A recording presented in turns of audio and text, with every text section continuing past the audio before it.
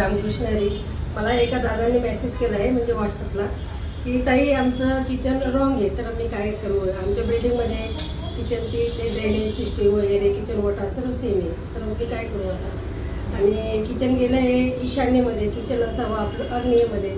तर मी दादांना एक बोलली असं कॉपरची एक प्लेट घ्या आणि आपला गॅस असतो ना त्या म्हणजे आता तिथे हिरीपी करून घ्यायची. कॉपरची एक प्लेट घ्यायची, त्याला हळदीचं स्वस्तिक करायचं आणि गॅसच्या खाली ठेवून द्यायचं. याला अर्थिंग म्हणतात.